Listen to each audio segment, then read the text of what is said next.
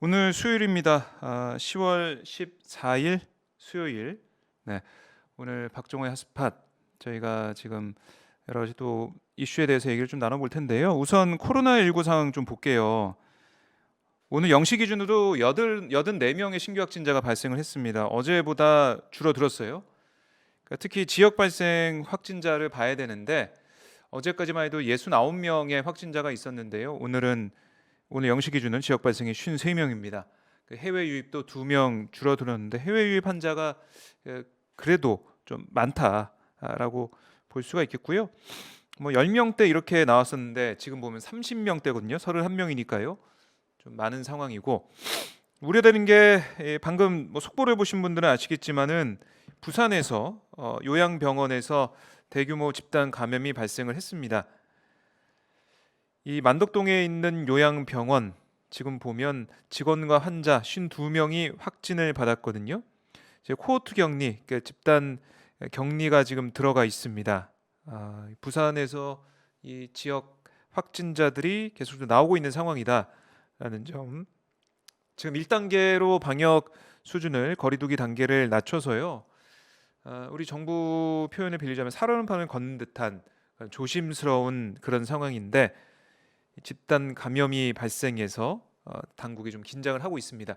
이게 이 요양병원 발생했으면 거의 코호트 격리를 통해서 이게 다른데 퍼지지 않으면 괜찮은데 이미 이 요양병원을 왔다 갔다 하는 뭐 직원이나 아니면은 관련자들을 통해서 밖으로 바이러스가 퍼졌을까봐 좀 걱정을 하고 있습니다. 그리고 어제 사망자가 4명 늘어서요. 총 438명의 이 누적 확진 그 사망자 발생을 했습니다.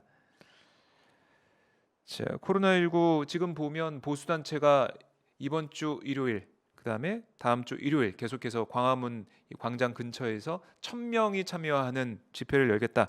야외 예배라고 하는데요. 경찰은 광화문 광장은 다 도심이기 때문에 시위 금지 조처가 지금 내려져 있는 상황입니다.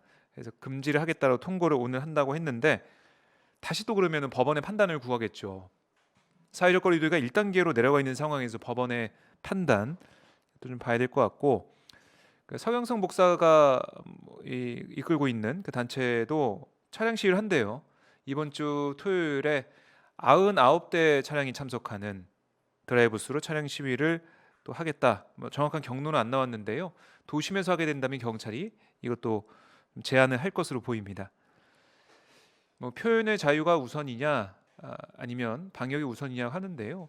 표현의 자유도 우리의 생명과 안전이 보장돼야만 표현을 할 수 있는 거 아니겠습니까? 그런 점에서 헌법에도 보면 기본권을 좀 제한할 수 있는 공공복리와 질서 유지를 위해서는 법률로서 제한할 수 있다라고 돼 있어요 헌법에. 그래서 경찰과 서울시가 좀 민감하게 왜냐하면 안전과 생명이 중요하니까요. 이렇게 대처를 하고 있고요. 물론 뭐 차벽 논란도 있었는데 뭐 예전에 명박산성하고 비교하는 이런 모습들은 비교 자체가 맞지가 않죠. 그때는 정권을 지키자는 차원에서 청와대로 가는 길을 막기 위해서 컨테이너 박스를 올려놓고 정말 산성을 만들었는데요. 개천절 집회, 한글날 집회 관련해서 경찰의 대응을 보면 방역에 방점을 둔 거죠. 사람들이 많이 모이게 되면 특히 지난번 광복절 집회 때 봤듯이 마스크를 잘 쓰지 않고 음식을 먹고 뭐 이런 것들이 반복이 된다면 전국적으로도 퍼질 수가 있거든요. 광화문 집회에 관련된 이 광복절 집회 관련해 가지고 확진자가 600명 넘게 600여 명이 나왔습니다. 600 몇십 명이 나왔기 때문에요. 그런 것들을 우려하는 상황이다 보시면 되겠고 국민들이 불편하고 힘든 부분도 있겠지만 공공의 복리와 질서 유지를 위해서 협조해 달라는 게 우리 방역 당국의 그런 부탁이었고요. 경찰의 대응이었다라고 볼 수가 있겠습니다. 자, 그리고 지금 보면 라임 사태, 옵태온 사태 이걸 가지고 야당에서 파상 공세를 펼치고 있습니다. 국감에서도 이 문제를 끄집어내고 있고요. 하고 있는데 김봉현 전 이 회장이 이강세 이 대표 재판에 나와서 지난 8일 증언한 내용이 보도가 되고 알려지면서 강기정 전 청와대 정무수석이 5천만 원을 받았냐 안 받았냐 이게 하나의 뜨거운 그 이슈가 됐었죠. 그러니까 김봉현 전 회장은 5천만 원, 그러니까 청와대 인사하러 들어간다고 하니까 이강세 대표한테 5만 원권으로 해서 500만 원을 5천만 원을 쇼핑백에 담아줬다는 거 아니겠습니까? 그래서 뭐 이 이강세 대표가 청와대 들어가서 그 돈을 건넸다고 생각한다라는 게 증언이었어요. 법정 증언이었죠. 근데 이게 이 김봉현 전 회장의 증언이 조선일보를 통해서 보도가 되면서 강기정 전 수석한테 5천만 원 건넸다 이렇게 확정돼서 보도가 됐고, 그러자 강기정 전 수석이 검찰에 이 김봉현 전 회장과 조선일보 기자 포함해서 이 명예훼손 등으로 고소를 했습니다. 강기정 전 수석의 주장은 청와대에서 어떻게 5천만 원을 돈을 받는 게 불가능하다 이렇게 얘기하고 있죠. 청와대를 출입하는 사람들은 다 보안 검사를 거쳐야 되는데 5천만 원 이 돈 뭉치가 검색대를 통과해서 청와대 들어올 수가 없다는 거예요. 그리고 이강세 대표를 만나서도 뭐 김상조 실장한테 막 바로 뭐 전화해서 뭐 압력을 행사했다 뭐 이런 얘기가 있었는데 그건 또 말이 안 된다. 그런 얘기 없었다. 힘들다고 하길래 이 감독기관한테 얘기해서 잘 얘기해라, 풀어라 뭐 이런 취지의 얘기를 했다는 거 아니겠습니까? 그러니까 이게 만약에 강기정 전 수석이 돈을 받은 정황이 구체적이고 수사할 그런 가치가 있었다면 이미 다 했겠죠. 지금 라인 사태 때 같은 경우는 청와대 전 행정관이 지금 재판 받았는데 징역형 선고받지 않았습니까? 돈 받은 혐의 김봉현 전 회장한테. 그리고 이상호 전 민주당 사을 지역위원장, 당협위원장도 불법 정치자금 수수 혐의로 지금 구속이 돼 있는 상황이고요. 그러니까 이렇게 수사에서 다 뭐 기소가 되고 구속이 되고 기소가 되고 이런 상황인데 강기정 전 수석의 이 돈 뭐 받았다는 의혹이 신빙성이 있었다면 검찰이 당연히 수사를 했겠죠. 처리를 했을 텐데 그게 없었다는 것도 검찰이 봤을 때는 이 김봉현 전 회장의 일방적인 주장이고 직접 전달한 것도 아니고 그렇게 생각한다는 거 아니겠습니까? 그리고 이강세 대표는 자신은 이렇게 전달하지 않았다라고 얘기하고 있으니까 강기정 전 수석은 수사의 대상도 되지 않은 그런 상황이죠. 근데 이게 대서특필이 되고 있고 국민의힘에서도 이 문제를 들어서 이게 뭐 권력형 게이트다라고 얘기하고 있습니다. 뭐 옵티머스 사건에 대해서도 문건이 발견됐다. 거기에 유력 인사들 뭐 이니셜 나오고 이러지 않냐? 뭐 이렇게 얘기를 하고 있는데 옵티머스 사건은 또 이 라임 사건과는 또 다릅니다. 옵티머스 사건은 정말 이 사기거든요. 그러니까 안전한 뭐 이 채권, 국채에 투자하겠다고 해서 돈을 모았는데 거기 안 썼잖아요. 안 쓰고 뭐 엉뚱한 데 투자해가지고 돈을 다 날린 거 아니겠습니까? 그러니까 이른바 사기를 치는 사람들이 만든 문건이다. 근데 그 신빙성이 있냐? 뭐 이게 1차적인 생각이 드는 거고요. 뭐 지금 보면 만약에 그 신빙성이 있다면 검찰에서 또 수사를 할 텐데 그래서 민주당에서는 계속해서 검찰의 이 빠른 수사, 빨리 결론을 내야 된다, 수사를 진행해야 된다라고 얘기하고 있는 거고 옵티엄스 이 사태에 연루된 그 사기를 친 결과를 쳐서 5천억 이상의 피해를 일으킨 그 사람들의 문건을 믿을 수 있겠느냐? 여기에 초점이 있다고 생각하고요. 라임 사태 같은 경우도 이 강기정 전 수석의 얘기가 나와서 더 막 뭔가 청와대 연관이 있는 게 아니 이렇게 얘기가 나오고 있는데 이것도 검찰의 지금까지 수사를 보면은 별로 신빙성이 없어 보인다 이런 생각이 들고요. 아마 민주당에서도 이런 상황들을 다 이제 취재를 하고 알아보고 있을 겁니다. 그래서 권력형 게이트라고 국민의힘이 얘기하고 있는데 그건 말이 안 된다. 권력형 게이트라면 정말 뭐 증거를 내놓든지 해야지 말로만 그런 건 안 된다라고 강하게 얘기를 하고 있습니다. 자, 여러분들 이 방송 여러분들 성원과 응원으로 만들어지고 있습니다. 화면 하단에 보면 010-3270-3828 010-3270-3828 전화번호가 있는데요. 여기 연락 주시면 저희 오마이 TV에 자발적 시청료를 내실 수가 있겠습니다. 자, 주저하지 마시고 전화를 주셔서 오마이 TV가 계속 방송할 수 있도록 응원과 성원을 해주시면 고맙겠습니다. 이원재님이 이강세가 김봉현으로부터 5천만 원 받았느냐? 검사들이 또 질질 끄는 건 아닐까 이렇게 말씀하셨는데요. 이강세 대표도 5천만 원 받았다는 얘기 안 하고 있습니다. 자신은 뭐 기자회견 여는 뭐 이 관련해서 봉투 해가지고 뭐 1,000만 원 받았다 이렇게 얘기는 하고 있는데 5천만 원 얘기는 이강세 대표도 안 하고 있어요. 네. 바니 투님, 네. 한명수 사건부터 조국, 이동재, 유시민 등 이제 옵티머스로라는 댓글을 달아주고 있습니다. 자, 지금 국민의힘이 지지도가 안 오르고 있습니다. 안 오르고 있고 그동안 계속해서 추미애 장관 아들 특혜 뭐 휴가 의혹 비롯해서 계속해서 뭔가 의혹제기는 하고 있어요. 뭐 뭔가 얘기를 계속 하고 있는데 그게 국민들의 귀에 잘 안 들어가는 거죠. 국민들이 국민의힘이 이렇게 주장하는데 정말 믿음직스럽다. 정말 그렇네. 이 비리가 있네. 권력형 특혜네. 뭐 이렇게 생각을 할 수 있게 뭐 근거를 내놓든지 확실한 주장과 논리에 맞는 얘기를 해야 되는데 그게 지금 안 되고 있어요. 그래서 국민들이 국민의힘에 신뢰를 보내지 않고 있다라는 생각이 듭니다. 이런 부분들 국민의힘이 고민해봐야 되고 이상돈 전 의원이 얘기를 했잖아요. 보수는 이성적으로, 지적으로 뭔가 확실한 그런 걸 들어서 반박을 하고 새로운 걸 내놔야지 그냥 뭐 언론에 나온 거 그거 가지고 그냥 핏대 높여서 얘기한다고 효과가 없는 것이다라고 강조를 했습니다. 이런 부분들 국민의힘에서 뭐 새겨 들어야 되는 부분이고요. 나베 조수진아우님, 네, 저희 애청자분 오셨네요. 검사들이 한 짓이 너무 오픈돼서 이제 놀랍지도 않네요. 라는 말씀도 하고 계시고요.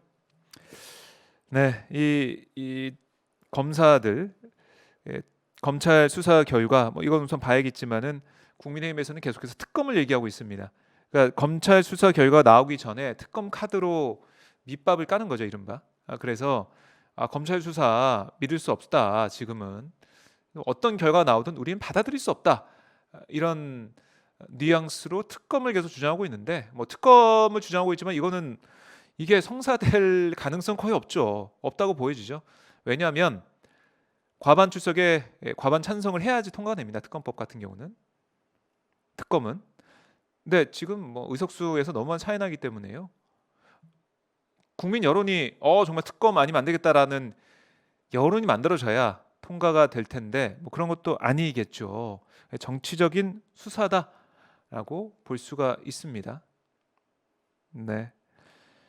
자, 여러분들 이 방송 어디서 보고 계십니까? 또 저희 박정호의 핫스팟 출석 체크 해보도록 하겠습니다. 제가 있는 곳은 서울 여의도입니다. 구름이 좀 껴있고요. 흐린 날씨를 보이고 있는데 오후에는 좀 맑아진다고 하니까요. 서울에 계신 분들 하늘 잘 안 보인다고 실망하지 마시고 오후까지 좀 기다려 주시면 고맙겠습니다. 그리고 저 오마이뉴스가 또 현안 조사를 했습니다. 여러분들 많은 관심을 가지고 있는 바로 의대생들의 국가고시 응시 관련된 여론조사를 저희가 했는데요. 그 결과 보신 분들 아시겠지만은 자, 반대가 더 많습니다. 이렇게 물어봤어요. 최근 주요 대학병원장들이 나서 의사 국가고시 응시를 거부하는 의대생들을 구제해달라고 호소했습니다. 또 전공의 단체는 의대생들의 재응시를 허용하지 않을 경우 다시 단체 행동에 나설 뜻을 밝혔습니다. 선생님께서는 의사 국가고시 미응시자 구제에 찬성하십니까? 반대하십니까? 라고 1번 찬성한다, 2번 반대한다, 3번 잘 모르겠다라고 했는데 이게 저희가 리얼미터에 의뢰해서 전국 성인 남녀 500명을 대상으로 물어본 거예요. 찬반 조사를 실시했는데 결과 미응시 의대생 구제에 반대한다는 응답이 52.2%로 절반을 넘겼습니다. 반면 구제에 찬성한다라는 응답은 37.5%였고요. 두 응답의 격차 14.7%포인트인데 이 조사 개요 말씀드리면 오차 범위 95% 신뢰 수준에서 플러스 마이너스 4.4%포인트거든요. 오차 범위를 벗어난 그런 격차가 나온 겁니다. 잘 모르겠다 응답은 10.3%였는데 이 결과를 보면 저희가 한 달 전인 9월 8일에도 이 조사를 했었거든요. 같은 여론조사 기관 리얼미터를 통해서 실시했던 당시 조사 결과는 반대가 52.4%, 찬성이 32.3%, 잘 모르겠다가 15.3%였어요. 그러니까 의대생 구제 반대하는 여론은 거의 같죠. 52.4%였는데 50.2%니까요. 구제 찬성하는 여론 32.3%에서 37.5%로 약간 5.2%포인트 상승을 했습니다.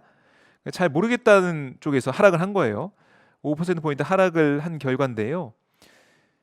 뭐 시간이 한 달이나 지났지만 구제에 부정적인 여론이 지속되고 있다. 과반 이상 구제에 반대하고 있으니까요.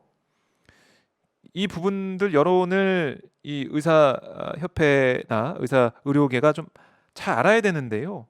어제 의협의 얘기 들으셨죠? 네, 입장문 낸 거 보셨나요?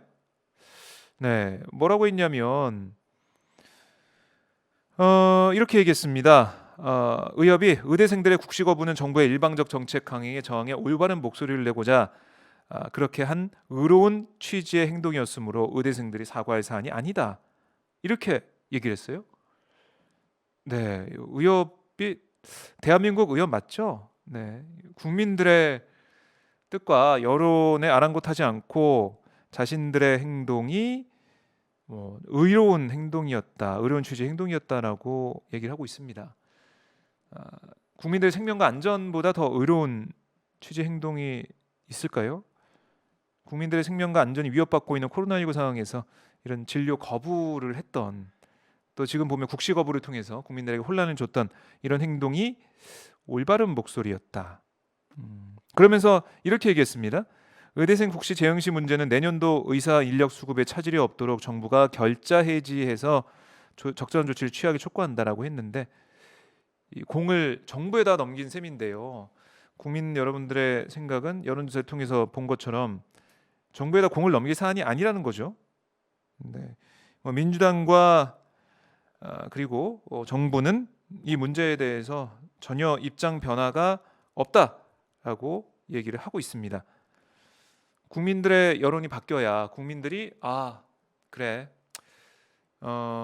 공정성과 여러 가지 문제가 있지만 그럼에도 불구하고 이렇게 사과하고 잘못했다고 하고 있으니까 한 번만 봐줘야겠다, 뭐 이렇게 하는 여론이 형성이 된다면 모르겠지만, 그러지 않고서야 지금 국민들의 여론이 바뀌지 않고서야 정부도 이걸 재응시할 수 있는 그런 기회를 다시 준다는 게 명분이 없거든요.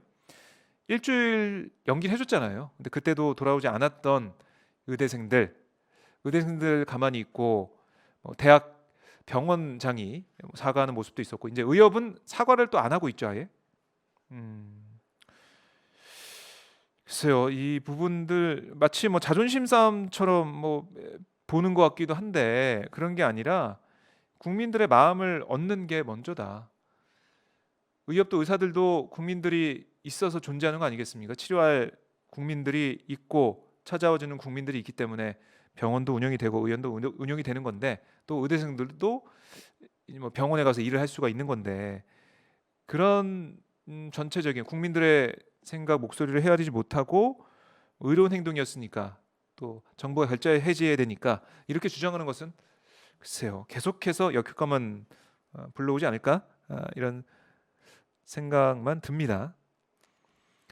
자, 그리고 지금 보면 사실 국민의힘에서는 이 김종인 위원장과 주호영 원내대표 간에 잘 안 맞는 게 아니냐 이런 얘기가 나오고 있는데요. 주호영 원내대표가 오늘 한마디 했네요. 그게 아니다. 그렇지 않고 뭐 잘 되고 있는 거고, 주호영 대표 말로는 이 비대위 체제가 내년 재보선까지는 간다라고 얘기를 했습니다.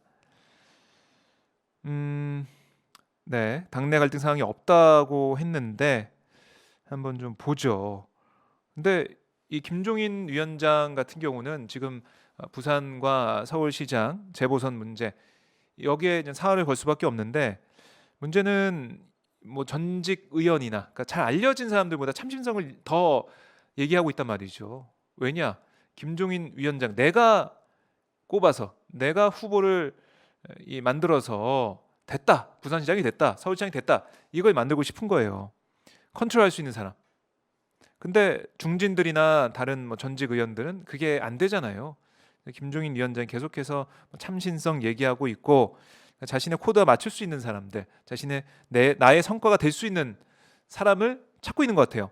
그러다 보니까 국민의힘 내에서 이 장지원 의원도 뭐 반발을 계속하고 있는데, 이런 불협화음이 나오고 있는 거고요.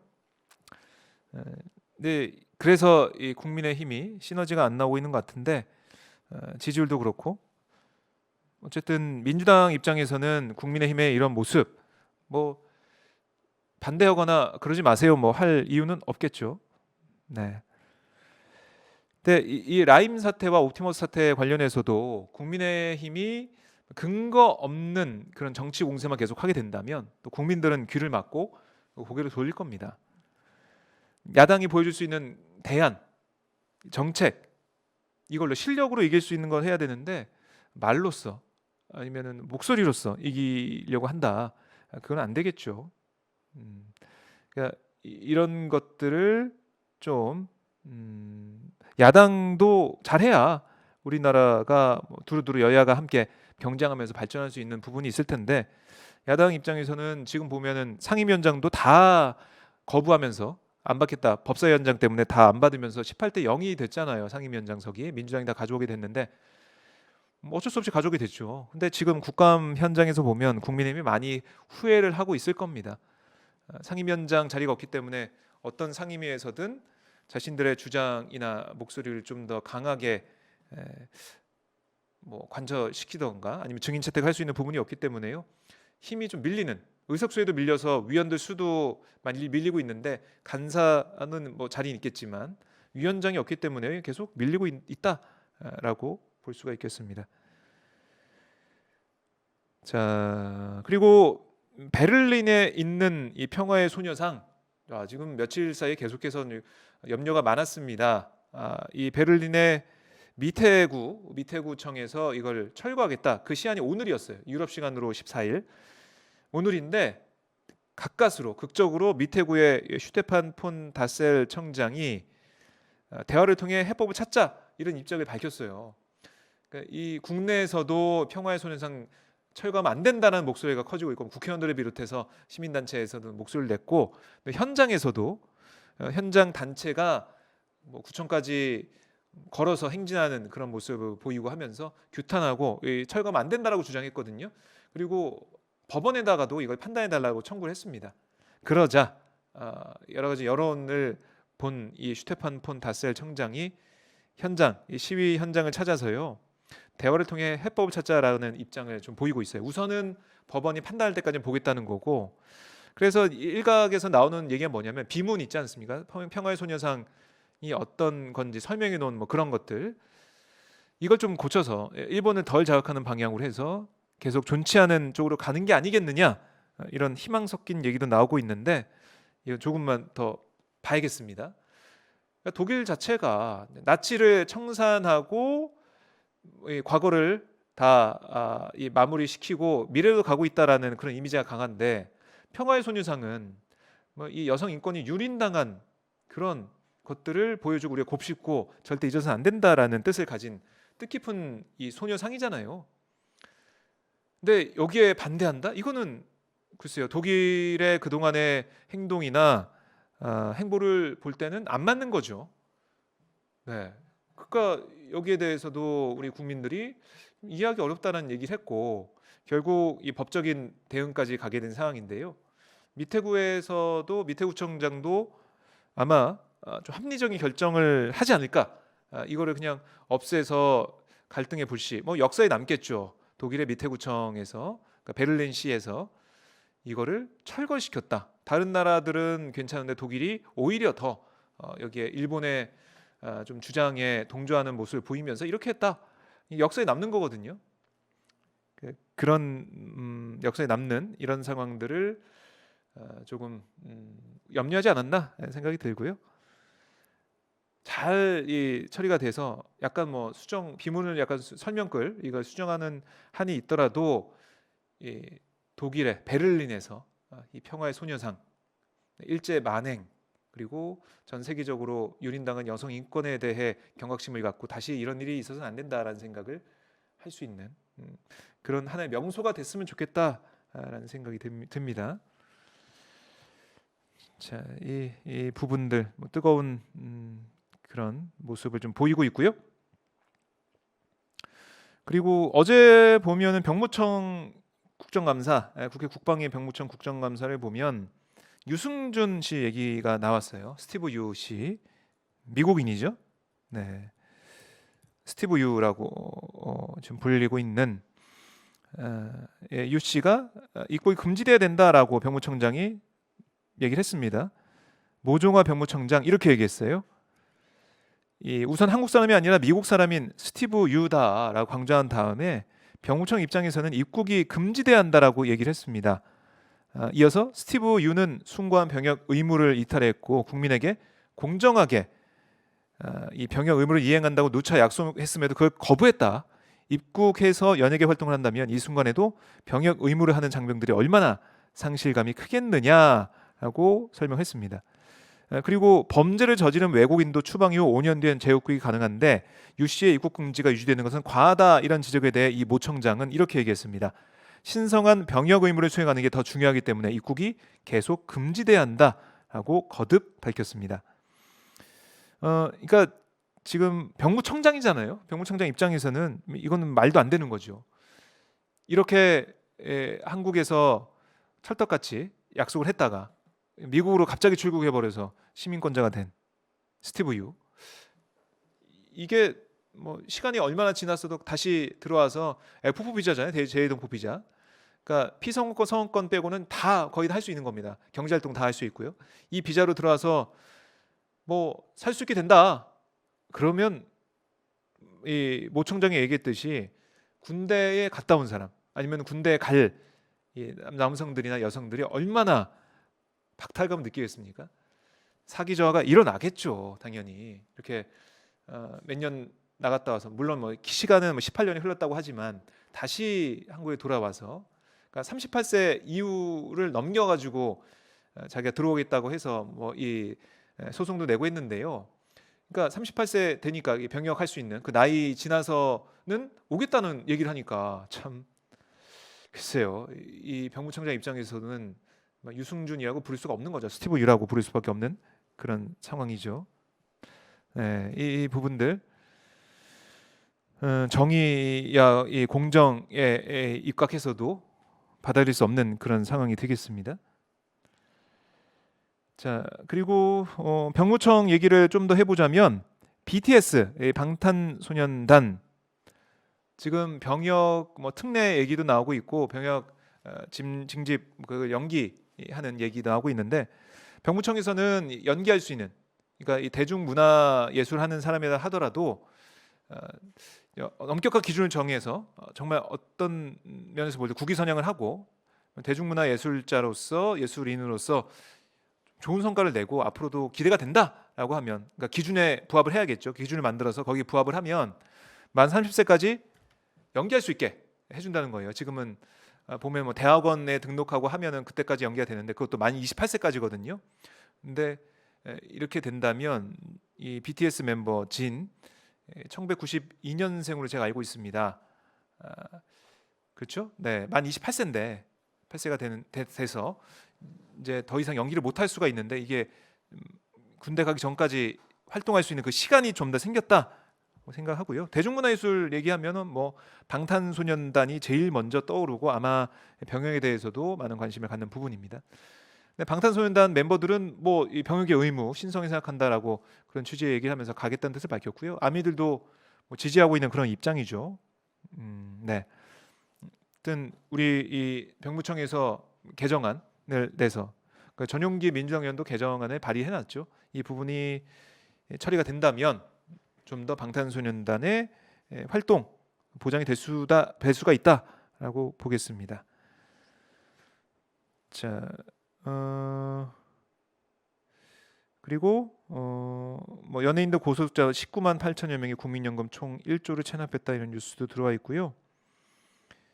자, 트럼프 대통령이 자신이 이제 음성 판정 나왔다고, 코로나 음성 판정 나왔다고 플로리다에서 유세를 했습니다.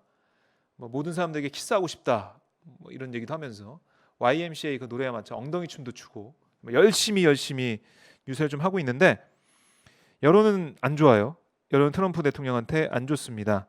일부 경합주에서 2016년 트럼프 지지자들이 반 트럼프 돌아서고 있다라는 보도도 나오고 있는데, 영국 일간 가디언이 여론조사 전문기관 오피니언 리서치에 의뢰한 여론조사에서 응답자의 57%가 바이든 후보를 40%가 트럼프 대통령을 각각 지지했다고 보도했습니다. 나는 뭐 17% 포인트 차이가 나는 여론조사 나오고 있어요. 거의 뭐 대세가 기울었다는 생각 얘기하는 사람도 있는데 모릅니다. 뭐 이건 힐러리 전 국무장관 때도 힐러리 후보가 된다라고 많이 얘기했잖아요. 근데 트럼프 대통령이 되는 문제. 그러니까 겉으로는 트럼프 대통령 좋아하고 찍겠다라고 얘기를 못 하고 속으로 감추고 있다가 투표장에서 투표하는 사람들이 경합주에서 좀 많았다. 특히 경제 문제가 많이 부각이 되잖아요. 그래서 경제적으로 좀 더 트럼프 대통령한테 이익을 볼 수가 있겠다 이런 그런 경합주에서의 목소리 이런 것도 있었기 때문에 결과 나왔는데 경합주에서도 지금 계속해서 뒤지고 있기 때문에요. 트럼프 대통령이 상황은 좋지가 않습니다. 네. 그래서 이 트럼프 대통령이 어떻게 되느냐에 따라서 또 이 북미 간의 관계 또 이 남북미 세 나라 간의 종전 선언 뭐 협력 협상 물론 종전 선언은 미국과 북한이 하는 거겠지만요. 이런 것들 저희가 또 눈여겨 봐야 되는데 바이든 대통령이 어떻게 되려면 대북 정책을 어떻게 할지 예전 오바마 대통령처럼 고립 정책으로 쭉 갈지 이런 건 좀 봐야 될 것 같아요. 일단 불확실성이 제일 지금 큰 상황이다. 11월 첫째 주에 미국 대선이 나오게 될 때까지는 좀 뭔가 알 수가 없는 그런 상황이다라고 볼 수가 있겠습니다. 자, 그리고 민주당이 혁신위를 또 구성했다라는 소식도 있었죠. 네, 미래 100년 정당이 되겠다라고 이낙연 대표가 강조를 했습니다. 혁신을 통해서 민주당이 혁신하는 모습, 또 이 지방선거, 재보선을 포함해서 지방선거, 또 대선에 있어서 성과를 내야 된다라는 생각을 하고 있거든요. 이 민주당 이낙연 대표 이렇게 얘기했습니다. 민주당은 2017년 대통령 선거, 2018년 지방선거, 올해 4월 총선에서 연거푸 이기면서 외형이 커졌고 국민의 기대도 그만큼 커졌다. 스마트 정당, 책임 정당, 유능한 정당을 거듭나야 한다라고 하면서 김종인 최고위원을 위원장 원하는 혁신위원회 구성 안건을 의결을 했습니다. 네. 그러니까 2015년 문재인 대표 때는 혁신위가 개파 갈등을 찍긴 당을 인적쇄신했다 이런 얘기를 이낙연 대표가 했고 또 2018년 때는 이해찬 대표 때 혁신위가 시스템 정당, 플랫폼 정당을 구축해서 선거 승리를 이끌었다라고 강조했거든요. 어떻게 여기서 더 진화하는, 발전하는 정당을 만들지 혁신할지 이거는 이 혁신위, 김종민 최고위원장을 위원장하는 혁신위에서 더 논의가 되고 결과가 나올 것으로 보입니다. 네. 자, 여러분들 이 방송 어디서 보고 계십니까? 아까 사무실에서 보고 계시다 분 계셨는데요. 네, 지역을 말씀해 주시면 여러분들이 어디서 보고 있구나 라고 제가 반가워해 드리도록 하겠습니다. 그 지역의 날씨도 좀 어떤지 보내주세요. 네, 날씨 서울 여의도는 아직 좀 흐린 그런 날씨를 보이고 있고요. 비가 잘 내리지 않는 그런 날씨가 이어지겠다는 기상청의 예보가 있었습니다. 전형적인 가을 날씨를 보이는 상황인데 네, 가을에 이 대유행이 또 있을까봐 코로나19 대유행이 있을까봐 걱정을 당국이 하고 있고 영국 같은 경우는 1일 하루에 사망자가 100명대가 돼가지고 더 걱정을 하고 있더라고요. 그러니까 가을철 재유행이 일어났다라고 해외에서는 판단을 계속 하고 있습니다. 가을철 또 겨울철 이게 밀집된 그런 상황이 될 수도 있고 실내에 많이 있게 되니까요. 환기도 잘 안 되고 이렇기 때문에 바이러스로 인한 전파가 많이 일어날 수가 있어요. 독감도 그렇고 트윈데믹 우려도 있는데요. 제일 중요한 건 손 잘 씻고 마스크 착용 꼭 하고 어제부터 마스크 착용 의무화가 됐어요. 대중교통이나 아니면 의료기관이 이런 곳 공공시설 이걸 어기게 되면 당장은 과태료 안 묻니다. 11월 13일부터 과태료를 물게 되거든요. 지금부터 마스크는 나와 항상 함께하는 동반자다. 네, 이런 생각으로 마스크 착용 의무화 이거는 꼭 지켜줬으면 좋겠습니다. 내 건강뿐만 아니라 나로 인해 발생할 수 있는 여러 가지 뭐 감염 문제, 특히 어르신들에게 위험하잖아요. 이런 것들을 막을 수 있는 것들은 방역 수칙을 잘 지키는 개인밖에 없다. K 방역이라고는 하지만 K 방역이 그냥 뭐 정부 혼자서 할 수 있는 게 아니죠. 국민들이 K 방역에 잘 따라줬기 때문에요. 한번 보시죠. 자, 그리고 검찰이 옵티머스 로비 의혹 전 금감원 국장을 압수수색하고 조사를 하고 있다라고 얘기를 하고 있습니다. 옵티머스 김재현 대표가 지난 검찰 조사에서 이 윤모 전 금융감독원 국장에게 수천만 원의 금품을 건넸다라는 취지를 진술해서 이렇게 압수수색과 소환 조사가 이루어지고 있는데요.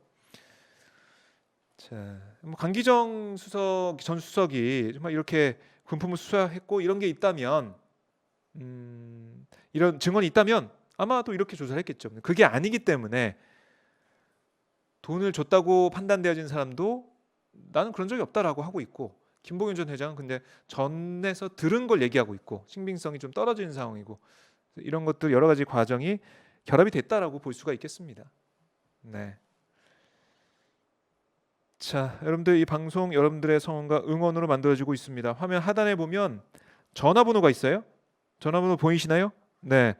010-3270-3828 010-3270-3828 여기로 연락 주시면 오마이 TV에 자발적 시청료를 내실 수가 있습니다. 응원하실 수가 있고요. 현장과 소통과 또 인터뷰가 있는 박종호의 핫스팟 함께 하실 수가 있으니까요. 주저하지 마시고 010-3270-3828라고 연락을 꼭 주시면 고맙겠습니다. 자, 온호리진님, 엘리트주의에 빠진 사람들이 시기해서다. 소크라테스가 죽은 이유가 뭐 이렇게 얘기하면서 엘리트주의에 대한 비판을 했습니다. 네, 아까 이 의사들 국시 재응시 문제 여기에 대해서 이렇게 논평을 하신 것 같아요. 그러니까 이게 엘리트가 지금 보면 그렇게 되면 이 집단으로 유리가 된다면 그 조직에도 정말 안 좋은 거고요. 국가적인 차원에서 봐도 지금 얼마나 갈등이 있고 혼란이 있었습니까? 안 좋은 겁니다. 그러니까 국민 상식선에서 국민의 눈높이로 생각하는 게 제일 필요한데 그게 안 되고 있는 게 바로 엘리트라고 우리가 부르는 사람들이다. 이 얘기신 것 같아요. 네. 우리가 삶을 살면서 상식이 있고 기준이 있어요.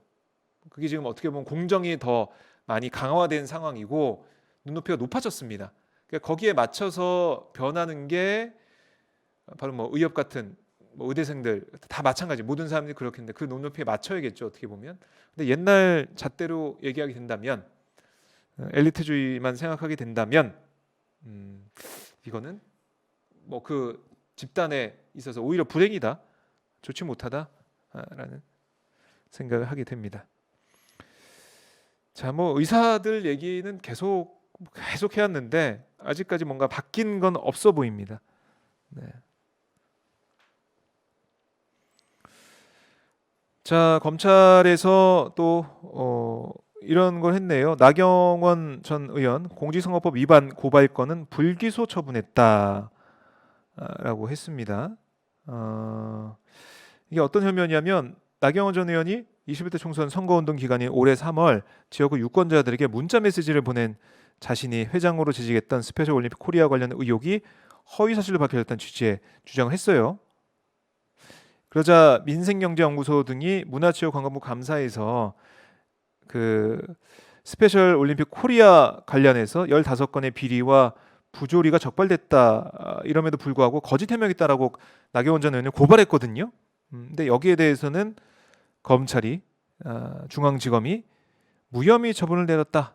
공직선거법상 허위사실 유포 혐의로 고발됐는데 이건 불기소하겠다. 네, 글쎄요.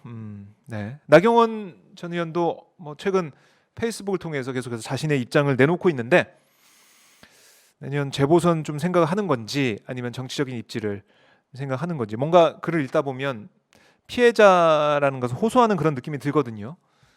그래서 이것도 봐야겠지만 좀 정치를 재개하려는 게 아니냐 이런 판단을 할 수밖에 없습니다. 자, 그리고 현대차그룹이 20년 만에 총수를 교체했네요. 정의선 시대가 열렸다라는 보도도 지금 들어와 있습니다. 그리고 현대차가 중고차 시장 진출에 관심이 있다라는 얘기가 나오고 있고요. 국감에서 뭐 그런 이 중고차 시장에 완성차 업계가 진출해야 된다라는 취지의 얘기를 많이 하는 것을 볼 수가 있었습니다. 하지만 이 영세 자영업자들, 영세 중고차 매매 업자들은 그렇게 되면 우리는 고사한다. 그러니까 30만 명이나 되는 이 가족 포함해서요. 이 인원들이 다 뭐 그만둘 수밖에 없다. 뭐 이런 얘기까지 나오고 있습니다. 근데 어떻게 판단할지는 이 중소벤처기업부가 판단하게 되는데 한번 보시죠. 네. 그리고 국민의힘 이 경선 준비가 시작이 됐죠. 김상훈 의원을 위원장을 한 경선 준비가 떴는데 지상욱 전 의원과 오신환 전 의원이 경선위원으로 위촉이 되는 상황에서 나왔어요. 그만두고 나왔는데 잠재적 뭐 서울시장 후보라는 거죠. 공정성 문제 때문에 공정한 선거에서 나왔다라고 얘기하고 있습니다. 이 두 사람도 어떻게 보면 서울시장 후보군이 될 수가 있겠네요. 오신환, 지상욱 두 사람. 또 윤희숙 의원 얘기도 나오고 있는데요. 이런 것들은 아마 좀 더 시간이 지나면 경선 분위기가 만들어진다면 어떤 주전이 나올지는 확실히 알 수 있을 것으로 보입니다. 그리고 어제 문재인 대통령이 주재한 청와대에서 주재한 뉴딜 관련된 한국판 뉴딜 관련된 지역 17개 시도지사들의 참석한 그 회의에서 아마 보셨을 거예요. 원희룡 지사가 뉴딜 정책, 정부 뉴딜 정책 칭찬하고 이재명 경기지사는 이 지역 화폐 얘기도 하면서 지역 경제를 살리기 위해서 노력하겠다는 얘기를 했고요. 김경수 지사는 중앙의 인프라를 또 지역으로 확장하는 그런 부분들, 지역의 발전을 위해서 좀 더 힘을 실어주는 이런 게 필요하다라고 강조를 했습니다. 마치 대선 이 차기 주자잖아요. 네, 이 차기 주자들이 잠룡들이 문재인 대통령 앞에서 오디션하는 것 같은 그런 느낌. 프레젠테이션 하면서 설명을 했기 때문에 그런 느낌이 들 정도로 좀 새로운 그런 느낌의 시간이었습니다. 네, 뭐 그래요. 이재명 그리고 김경수 또 원희룡 새 대선 주자들이 지금 원희룡 지사는 자신이 출마하겠다라는 선언을 하고 있는 모양새인데 원희룡 지사가 경쟁자로 뽑은 사람이 안철수 대표와 윤석열 총장이었습니다. 어떤 사람들이 경쟁자로 될지는 한번 봐야겠네요. 그리고 아까 제가 얘기했던 부산 요양병원 해뜨락 요양병원에서 한 명이 뭐 이미 사망했다라는 얘기가 속보가 들어와 있고요. 당국이 코로나 관련을 검사하고 있다라고 얘기를 하고 있습니다. 코로나19 때문에 사망했는지 그걸 확인한다는 거고요. 그러니까 세 가지가 위험한 것 같아요. 요양병원, 또 종교시설, 그리고 또 한 가지가 방문 판매 업체. 이 세 가지가 참 정말 이게 고위험군입니다. 이걸 어떻게 막느냐 이게 중요하고요. 이게 안 되면은 전국적으로 있는 요양병원으로 돌아가면서 확진될 수 있다. 이런 말이 과언이 아닐 것 같아요. 그러니까 확실히 방역 수칙을 지켜야 되겠다라는 생각이 듭니다. 자, 저희가 지금 보면 환노위 국정감사가 지금 시작이 돼서 기관 보고가 이어지고 있는데요. 이 현장 여러분께 좀 보내드리려고 합니다. 박덕흠 의원이 나왔는지 화면 통해서 지금 확인이 안 되는데 박덕흠 의원의 의혹 관련된 보도나 이런 것도 좀 이제 들어갔죠. 안 나오고 있죠. 네. 그 자리를 라임 사태와 오피움 사태가 차지하고 있다라는 생각이 드는데요.